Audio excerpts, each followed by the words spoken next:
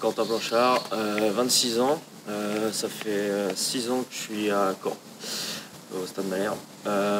Avant d'arriver à Caen, du coup, j'ai fait un bac pro aménagement paysager.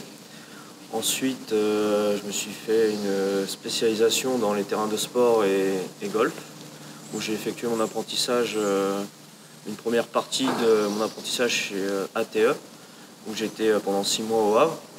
Et par la suite, j'ai fini mon apprentissage chez Parquet Sport, où j'ai travaillé au Stade de France, Charletti et à Jambon.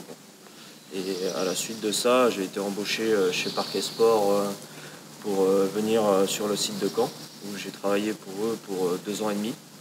Et à la suite de ces 2 ans et demi, j'ai été embauché par Sparfeld depuis 2019. Donc je suis chez Sparfeld et je travaille toujours au Stade Malherbe de Caen. Alors ici sur site, nous sommes 4 en permanence. Donc 3 en CDI et 1 en apprentissage. Et on a un 5e gars qui tourne sur différents sites, mais qui effectue beaucoup les tracés sur le site de Caen. Donc, et les jours de match, on se retrouve à 2 pour la permanence, pour tout ce qui va être préparation du terrain, mise en place des buts, et puis la remise en état après le match, quoi.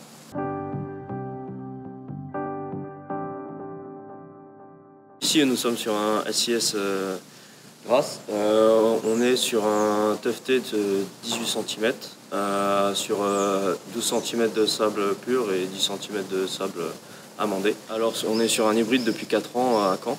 Donc, on a vu une nette différence par rapport au TerraFoot qu'on avait avant. Donc, on a pu ces effets d'escalope, d'arrachement suite à un match. On a vraiment une tenue qui apparaît le jour de match, où on a une prise d'appui qui se fait plus facilement pour les joueurs. Donc même pour nous, avec les calendriers de match qui sont nettement beaucoup plus sollicités maintenant les terrains, donc c'est vrai que c'est nettement plus agréable de travailler sur des terrains hybrides que des terrains où on est sur du plaquage, quoi. Donc ici à Caen, on a 2 zones différentes à travailler. Donc on a une zone qui prend le soleil en permanence, donc qui elle pousse et se travaille différemment de la zone où on a un L d'ombre en fait, où on retrouve devant la présidentielle et sur le côté de la tribune présidentielle. Donc là on a une différence de température entre ces zones et du coup on n'a pas le même travail qui s'effectue, pas la même quantité d'arrosage, on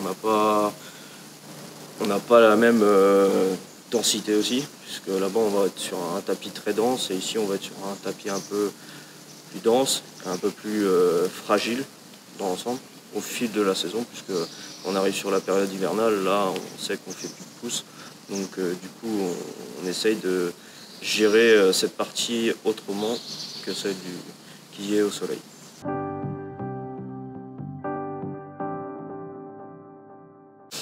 Alors pour ma part, l'entretien s'effectue tous les jours, donc ça passe par la période estivale en effectuant des tombes tous les jours. C'est un rythme soutenu puisque le terrain pousse énormément en cette période-là, puisqu'on va l'arroser, on va le fertiliser. Donc sur site on tond à la dénice rotative et à la dénice hélicoïdale, ou voire à la triplex aussi en période estivale. Et en période hivernale par contre, là on est vraiment sur de la simplex, donc ça passe par la dénice hélicoïdale et la dénice rotative après les matchs, voire la semaine, pour avoir un dessin de tonte qui soit nettement marqué pour un match qui se déroulera le samedi. Et après, sur le reste de la semaine, on va effectuer des opérations mécaniques, soit un perçage, soit un RC tri, soit un défeutrage, ou un regarnissage pour les périodes où on va arriver vers l'hiver. Donc suite à ça, nous avons aussi tout ce qui va être les intrants, donc les engrais, fertilisants, les fongicides, si on a des maladies qui apparaissent au courant de l'année. Et les tracés, les jours de match, qui sont effectués tous les jours de match pour ainsi avoir un terrain praticable pour le match. Ici, nous sommes sur un 3 Regra anglais, donc une sélection choisie par le groupe Sparfel en collaboration avec leurs partenaires. Donc ici, on a choisi cette semence pour la résistance, pour sa pousse rapide et pour sa couleur qu'on va retrouver avec un vert un peu plus foncé que certaines semences.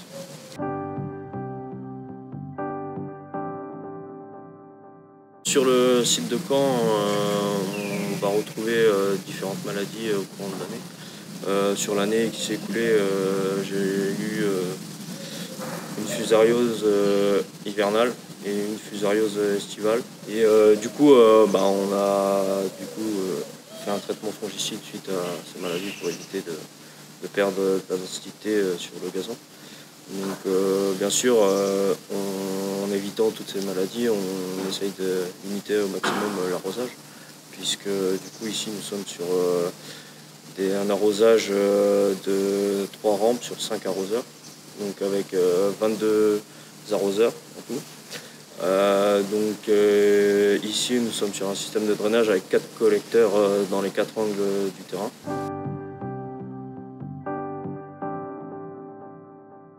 Du coup, ici, on n'a vraiment que les matchs, puisque du coup, l'entraîneur du Stade Malherbe de Caen, Stéphane Moulin, préfère garder un tapis végétal propre pour le match. Donc, il ne vient jamais s'entraîner les veilles de match ni au courant de la semaine. Donc, puisque le centre d'entraînement est basé vraiment juste à côté du stade. Donc, on garde vraiment un tapis végétal propre pour le match et ensuite on garde tout au long de la saison un tapis de qualité.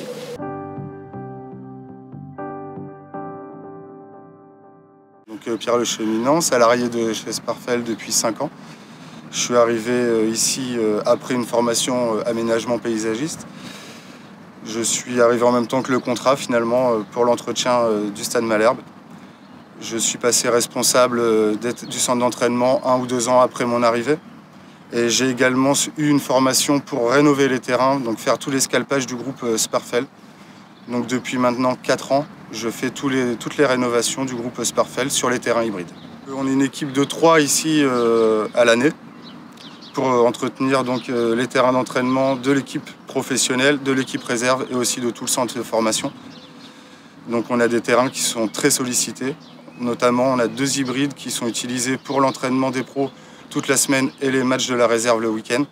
Et un autre hybride qui est consacré à l'entraînement de l'équipe réserve. Et quand la météo et la saison nous le permet, on met aussi des matchs U19, voire U17 occasionnellement. Et donc aujourd'hui, notre équipe de 3 jardiniers, on en charge vraiment l'entretien des terrains, de livrer des terrains praticables et propres toute l'année, mais aussi des espaces verts et des synthétiques toujours propres. C'est quelque chose qui est quand même très important parce que ça reflète également l'image de l'entreprise et du club.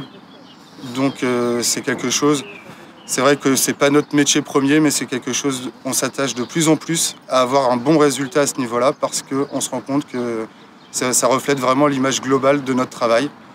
Et avoir des beaux terrains mais des extérieurs qui sont un peu moins, c'est pas mettre en avant nos terrains. Donc c'est pour ça que maintenant on passe beaucoup de temps aussi à désherber les synthétiques, entretenir les abords de terrain.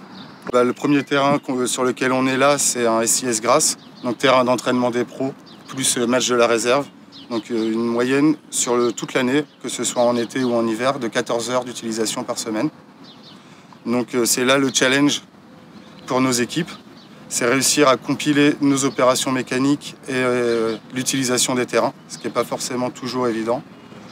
Ça demande aussi beaucoup de communication avec les staffs pour une utilisation raisonnée des terrains, changer les zones d'entraînement au fur et à mesure de la saison en fonction de l'état du terrain.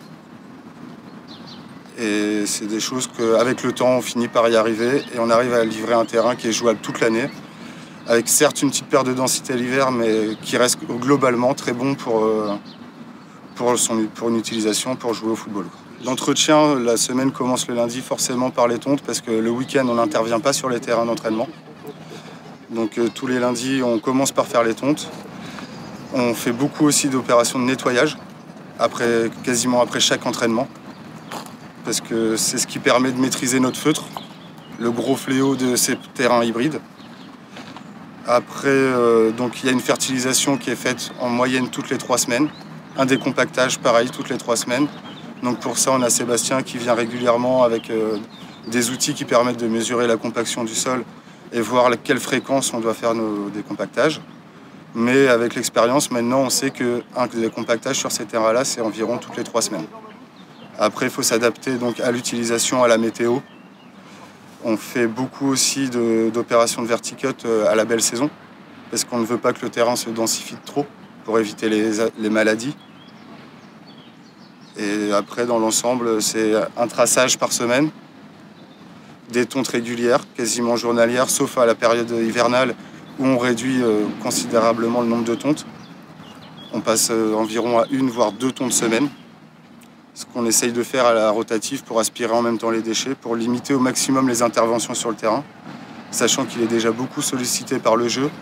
Il faut aussi que nous, on arrive à se maîtriser. On sait qu'il y a beaucoup de choses à faire, mais il faut qu'on arrive des fois à lever le pied pour ne pas l'épuiser à la période hivernale et garder le maximum de densité pendant les 4 mois compliqués de l'hiver. Alors on est sur le même mélange sur tous nos stades, en général sur le groupe Sparfell.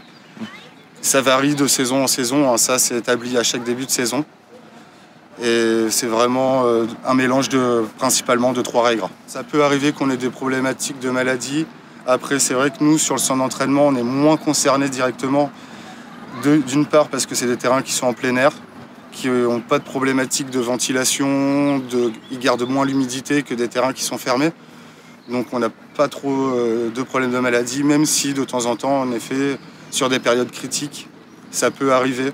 Mais c'est pas quelque chose auquel on est vraiment confronté. Après, c'est pareil, on a beaucoup de vigilance et on ne va pas sortir forcément les produits de traitement dès l'apparition des premiers signes de maladie. On va avoir un suivi, on va essayer de les contrer par nos fertilisations avant d'utiliser un produit phytosanitaire. Alors c'est vrai que sur les 2 terrains hybrides qui sont joués donc toute l'année, on est quasiment contraint de les scalper et les rénover tous les ans, pour qu'ils puissent justement être joués toute l'année. Parce qu'il y a une saison où ça n'a pas été le cas, et on a passé un hiver très difficile, l'hiver qui a suivi. Donc la couche de feutre a été autour de 2-3 cm, ce qui rendait le terrain imperméable et très glissant également. Donc on a dû suspendre quelques séances d'entraînement, voire de matchs. Donc c'est pour ça que maintenant le club et Sparfell ont pris la décision de scalper les terrains tous les ans. Ce qui fait qu'on repart sur une base saine et ça nous aide nous aussi au quotidien à entretenir les terrains d'une meilleure manière parce qu'on a plus ces contraintes de feutre et aussi de pâturin annuel qui est le gros fléau des jardiniers en terrain de sport. Alors sur ce terrain-là, on ne l'a pas encore fait. On va le faire la semaine prochaine parce qu'on avait encore des matchs jusqu'au week-end dernier. Donc ça dépend vraiment des plannings d'utilisation. Donc il sera réalisé la semaine prochaine et après on a un délai de 8 semaines pour redonner le terrain aux équipes. C'est vrai que le staff professionnel et même les staffs des plus jeunes et réserves ont certaines exigences. Maintenant, c'est vrai que depuis le temps, on arrive à connaître les limites de nos terrains. Le tout, c'est de leur faire comprendre. Et c'est des personnes qui sont de plus en plus conscientes de ces problèmes-là.